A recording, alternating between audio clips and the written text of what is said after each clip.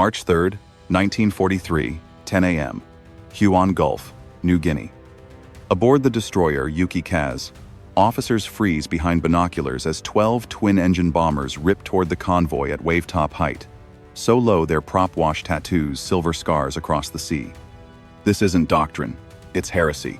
Bombers aren't supposed to attack at mast height. Yet here they come, American B-25 Mitchells rebuilt into forward-firing gunships, spewing streams of 50 caliber fire. While their bombs won't fall, they'll skip. In the next 15 minutes, order will become wreckage. 8 transports carrying 6,900 men turned into floating furnaces, 4 destroyers shattered, and with them the Imperial Navy's certainty about air-sea warfare. 2,890 sailors and soldiers will vanish beneath the Bismarck Sea. What the Japanese on Yuki Kaz don't know, these aren't ordinary bombers.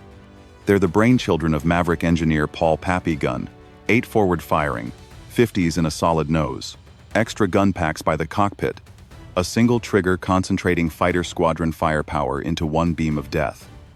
And behind those guns is a new art, skip bombing 500-pounders with delay fuses, released at 250 feet and 250 miles per hour, skimming like stones to detonate inside a ship's hull. This convoy last major push from Rabaul to reinforce Leh believed storms and 100 Zero escorts would keep prying eyes away. It is believed that doctrine would keep bombers high.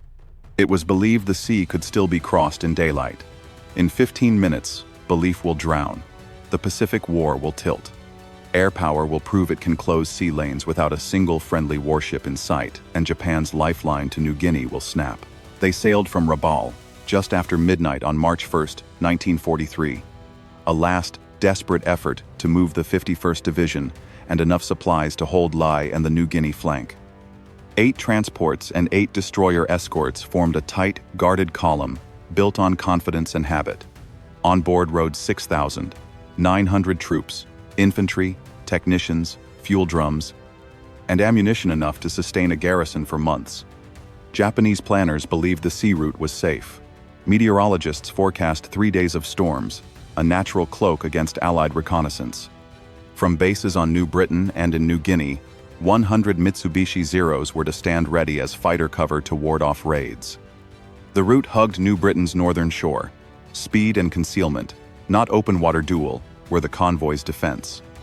Captain Tamichi Har, a destroyer commander who later wrote about pre-war escort doctrine, had noticed a worrying change in Allied tactics, planes attacking lower, modifications to bomber noses, but his cautions were largely shrugged off as nervousness or enemy desperation.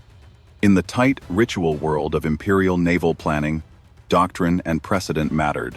Innovation in the enemy was often dismissed as bluster. What the Japanese didn't have, what they could not easily imagine, was the industrial depth and improvisational culture that had quietly refit American medium bombers into something new. Since August 1942, workshops in Port Moresby and Townsville had been converting B-25s with salvaged parts and bold engineering. Solid noses packed with multiple 50 caliber guns, reinforced structures, and practice runs refining skip bombing fuses and release windows.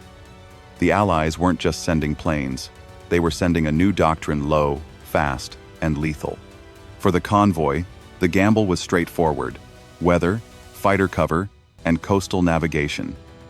For the Allies, the plan was surgical use reconnaissance, test defenses with high-altitude bracketing, then smash formation cohesion, and finish with coordinated low-level attack. The balance of the Huon Gulf would come down to who could make adaptation lethal, and who would cling to old rules until the sea itself betrayed them. While the Japanese convoy pressed on under storm cover, a quiet revolution in warfare was taking shape in Allied workshops at Port Moresby and Townsville. Since August 1942, former Navy pilot turned Army Air Forces officer Major Pappy Gunn had been transforming the B-25 Mitchell into something no Japanese planner had imagined. Gunn ripped out the bomber's glass nose and replaced it with a solid metal nose built to carry firepower instead of a bombardier. Into that space he fitted 4 50 caliber Browning machine guns, then added 4 more in side packs beneath the cockpit. A single B-25 could now unleash 8 forward-firing guns at once, each firing 850 rounds per minute, a combined torrent of 6,000 800 armor-piercing bullets every minute, all focused through one trigger pull. Traditional high-altitude bombing dropping from 10,000 feet barely scratched moving ships, with hit rates of less than 1%. Gun and crews of the 90th Bomb Squadron turned instead to skip bombing, racing in at 200 to 250 feet and 200 to 250 miles per hour, releasing a 500-pound bomb 60 to 100 feet from the target with a 4-5 second delay fuse.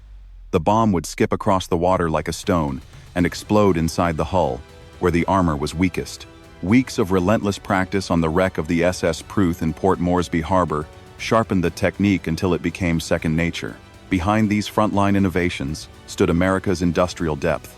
Millions of precision delay fuses, endless 50 caliber ammunition, and virtually unlimited aviation fuel meant crews could experiment, refine, and train without pause. For a Japanese naval command steeped in battleship doctrine and notions of warrior valor, this combination of engineering ingenuity and mass production was unimaginable. This was the hidden edge waiting for the storm to lift. Bombers turned into gunships, and a new form of sea denial that would erupt the moment the clouds over Huon Gulf broke. By the morning of March 2nd, 1943, the Japanese convoy was still confident, believing storms and fighter cover concealed their movement. But nature turned against them. The weather began to clear earlier than forecast, tearing open holes in the heavy cloud shield. At 10 a.m., a lone B-24 Liberator reconnaissance bomber from the U.S. 5th Air Force, flying a routine patrol, spotted the dark shapes of ships slipping through a gap in the clouds near New Britain. The sighting triggered a precise Allied response. Within hours, 28 B-17 flying fortresses of the 43rd Bombardment Group roared off from Port Moresby. These B-17s attacked from an unusually low 7,000 feet below their normal altitude, yet still just beyond the effective reach of Japanese anti-aircraft fire. Their mission wasn't only to destroy but to probe defenses. Using 1,000-pound demolition bombs, they bracketed the convoy, forcing the escorts to maneuver hard and the transports to scatter. At 2:45 p.m., the transport Kyokusei Maru took a direct hit forward. Flames reached the ammunition stores, and the ship had to be abandoned. Around 900 soldiers scrambled onto the destroyers Yukikaze and Asagumo, which raced ahead to Leh at top speed to unload their human cargo before rejoining the convoy. This bold rescue saved lives but left the main body short 2 destroyers at the very moment their firepower was most needed. More importantly, the B-17 strike acted as reconnaissance by fire, a deliberate tactic. By testing the convoy's anti-aircraft pattern and forcing it to break tight formation, the Allies set the stage for the low-level assault to come.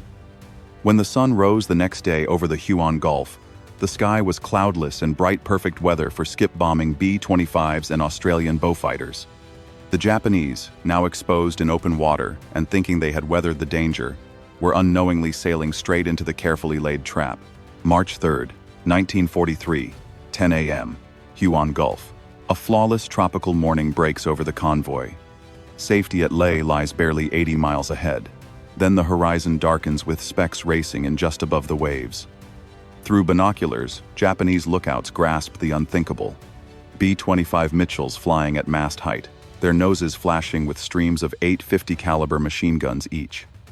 The sea itself erupts in white spray as thousands of armor-piercing rounds tear into gun crews, cutting down defenders before they can aim. Behind the strafers roar Royal Australian Air Force Beaufighters of No. 30 Squadron, adding the hammer of 20mm cannon and 303 machine guns. Anti-aircraft fire is smothered before it can build. At exactly 10 a.m., Major Ed Larner of the 91st Bomb Squadron drives the first strike in. His lead bomber skims at 200 feet and 250 miles per hour, releasing a 500-pound bomb barely 6,100 feet from the freighter Shinai Maru. The weapon skips twice like a flat stone and detonates deep inside, splitting the ship apart. The devastation cascades. Kyokusei Maru, already wounded, is finished off. Kembu Maru, laden with aviation fuel, takes a direct skip bomb hit and vanishes in a fireball rising 500 feet. Ayo Maru is ripped open like a tin can. Oigawa Maru, twisting to evade, suffers two near-simultaneous hits, and folds in minutes. Destroyers surge to protect the freighters. Asashio swings broadside to shield them and is instantly bracketed by 3 B-25s. Skip bombs smash her engine rooms while machine gun fire sweeps every deck. Dead in the water and aflame, she becomes an easy mark for the next wave. Arashio and Tokitsukaze meet similar fates, while Shirayuki, the proud flagship, burns and will sink before nightfall. By 10:15 a.m., barely 15 minutes after the first bomb was released, the Convoy as a fighting unit no longer exists. 7 of 8 transports are gone or sinking. 3 destroyers are mortally hit.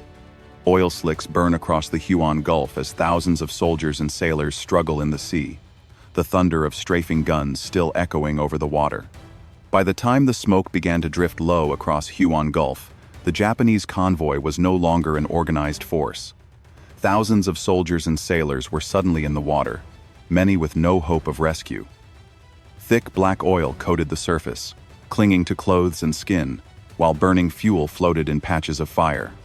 For men trained in traditional naval warfare, the scene was incomprehensible. Ships gone in minutes, no chance to fight back. The few surviving escorts scrambled to save whom they could. Shikanami, still largely intact, hauled more than 300 men aboard in the first frantic hour.